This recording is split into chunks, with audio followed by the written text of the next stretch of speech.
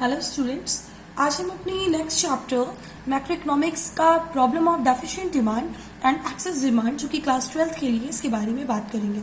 आज हम अपना चैप्टर स्टार्ट कर रहे हैं और ये हमारी वीडियो नंबर 17 है। तो अब हमें इन चैप्टर को कंप्लीट करना है। ये चैप्टर हमारा ये इस यूनिट का लास्ट चैप्टर है और कंप्लीट करने के बाद हमारी फिर नेक्स्ट यूनिट स्टार्ट होगी। तो बिफोर स्टार्टिंग द चैप्टर इसमें कुछ कॉन्सेप्ट है उसको पहले हम क्लियर कर लेते हैं, क्योंकि चैप्टर का नाम है हमारा problem of deficient demand and excess demand. लेकिन इसके पहले हम जान लेते हैं, क्योंकि हम कंट्री लेवल की बात कर रहे हैं तो हम सारी चीजों को एक एक करके देख लेते हैं जो हमें बेसिक कॉन्सेप्ट बताए गए हैं। जैसे फर्स्ट कॉन्सेप्ट है हमारा full employment. What is the meaning of the full employment? तो फुल एम्प्लॉयमेंट का मतलब होता है एक कंट्री में सारे के सारे लोग का एम्प्लॉयड होना, जो कि रियल लाइफ में अगर हम देखें तो पॉसिबल नहीं है। इसलिए एक छोटी सी डेफिनेशन बनाई गई है फुल एम्प्लॉयमेंट की कि विलिंग टू डू वर्क, जो लोग काम करना चाहते हैं, विलिंग टू डू वर्क। फिर सेकंड होता है हमारा कि एबल टू डू वर्क, काम करने के लिए योग्य भी है, able to do work. And last is हमारा कि they are getting the market price, getting the market price from MP. अब ये तीनों पॉइंट्स को मैं एक एक छोटे से एग्जाम्पल से डिफाइन कर देती हूँ। एक पर्सन है, सपोज एक पर्सन जिसका नाम है ए बी। अब इस ए बी की जो एज है वो एज है 21 ईयर्स की। इसे जॉब करनी है। अब 21 ईयर्स में इसे जॉब करनी है, जॉब करना चाहता है तो विलिंग टू डू वर्क। इसके पास डिग्रीज भी है, it means able to do work. और या फिर हम ये कह सकते हैं कि इसके पास अगर सारी क्वालिफिकेशन है तो ये काम करने योग्य भी है, फिजिकली भी और मेंटली भी। Last getting the market price. अब अगर ये 10,000 रुपए की नौकरी चाहता है और इसी अगर 10,000 रुपए की नौकरी मिल जाती है तो they are getting the market price.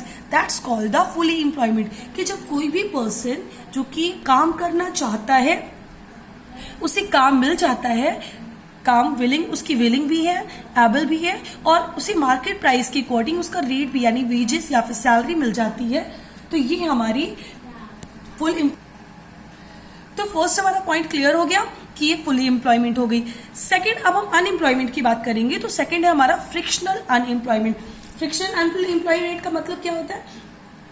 Frictional unemployment means एक ऐसी एम्प्लॉयमेंट जो डायनेमिक इकोनॉमी के कारण होती है, यानी कि जॉब चेंज करने के कारण जो हमारी अनएम्प्लॉयमेंट आती है, that's called the frictional unemployment. जैसे सपोज कोई पर्सन है, वो जॉब कर रहा है, उसे वो जॉब अच्छी नहीं लग रही, उसने स्विच कर दिया दूसरी जॉब के लिए, लेकिन जहां पर भी जॉब करने गया वहां पे भी जॉब नहीं मिली।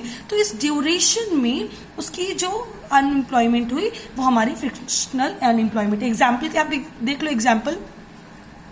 सपोज कोई पर्सन है जो मार्च में काम कर रहा है, क्योंकि मार्च में हमारा सेशन एंड होता है, तो 31 मार्च तक इसने काम किया और उसे लगता है कि यहाँ पे मेरी सैलरी कम है तो हम दूसरी जगह पर स्विच कर जाएं। उसने नई जॉब सर्च करनी शुरू की, मार्च में यहाँ पर उसने जॉब छोड़ दी और उसे अप्रैल में उसने एक इंटरव्यू दिया जहां पर उसकी जॉब में सिलेक्शन हो गया, बट 30 अप्रैल को उसको सिलेक्शन हुआ और 1 मई से उसने ज्वाइन किया। तो इस बीच की जो ड्यूरेशन है 1 मंथ की, वो हमारी फ्रिक्शनल अनएम्प्लॉयमेंट होती है। यानी कि चेंज इन द कंडीशन, जब चेंज आप डायनेमिक चेंजेस के कारण आप चेंज करना चाहते हो और उस बीच में जो अनएम्प्लॉयमेंट हुआ वो हमारी फ्रिक्शनल अनएम्प्लॉयमेंट कहलाती है। थर्ड है हमारा स्ट्रक्चरल अनएम्प्लॉयमेंट। स्ट्रक्चरल अनएम्प्लॉयमेंट का मतलब due to changing in technology अगर एम्प्लॉयमेंट हो जाती है अनएम्प्लॉयमेंट, तो वो हमारी स्ट्रक्चरल अनएम्प्लॉयमेंट कहलाती है। जैसे एग्जाम्पल के लिए पहले के टाइम में टाइपराइटर यूज होता था, तो टाइपराइटर की वजह से लोग हायर किए जाते थे, बट जैसे जैसे टाइम बीतता गया वैसे वैसे टेक्नोलॉजीज आती गई, कंप्यूटर आने लगा, लैपटॉप, और मोस्टली सारी वर्क्स हमारी सॉफ्टवेयर पर होने लगे। तो कोई भी एम्प्लॉयज जो नई टेक्नोलॉजी के कारण, नई टेक्नोलॉजी आने की वजह से अनएम्प्लॉयड हुआ, वो हमारा स्ट्रक्चरल अनएम्प्लॉयमेंट में आएगा। Due to changing in technologies जो भी अनएम्प्लॉयमेंट होती है वो हमारी स्ट्रक्चरल अनएम्प्लॉयमेंट कहलाती है। फिर नेक्स्ट है हमारा voluntary and voluntary and involuntary unemployment. तो वॉलेंट्री एम्प्लॉयमेंट का मतलब क्या होता है?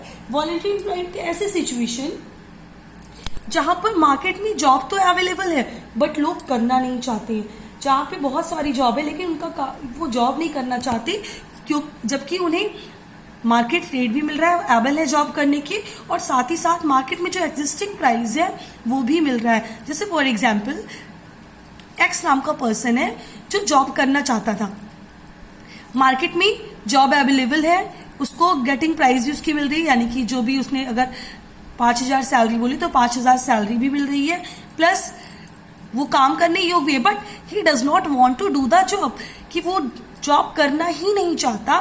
That's why it's called the voluntary unemployment. ये हमारी वॉलेंट्री अनएम्प्लॉयमेंट कहलाएगी।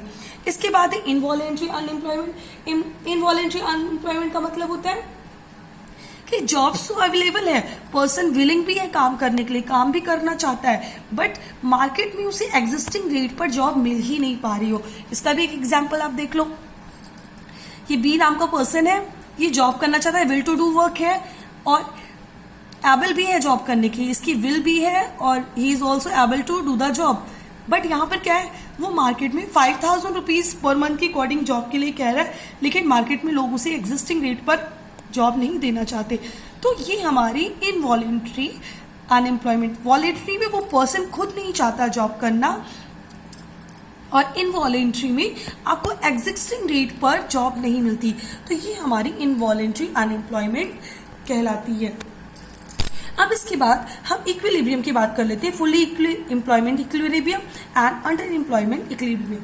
तो सबसे पहले हमने इक्विलिब्रियम ग्राफ बना रखा है। इक्विलिब्रियम स्टॉक कहाँ स्टॉक होता है? जहां पर aggregate demand is equal to aggregate supply होती है। और इसके पहले वाले वीडियोस में हमने या फिर इसके पहले वाले चैप्टर में आपने पढ़ रखा है कैसे हम इक्विलिब्रियम फाइंड आउट करते हैं।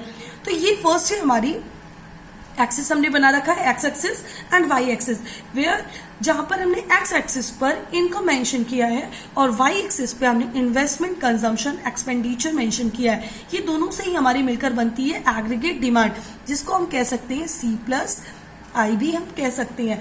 तो इनकम जहां पर एग्रीगेट डिमांड को कट करती है वही हमारा इक्विलिब्रियम स्टक होता है। जनरली हम इस चीज को पढ़ते हैं in the case of equilibrium, कि कहां पर इक्विलिब्रियम हमारा स्टक होगा। तो स्टूडेंट अब इसके बाद हम कैसे अंडर एम्प्लॉयमेंट और फुल एम्प्लॉयमेंट का केस करते हैं, हम अपनी नेक्स्ट वीडियो में चेक करेंगे। Okay, thank you class.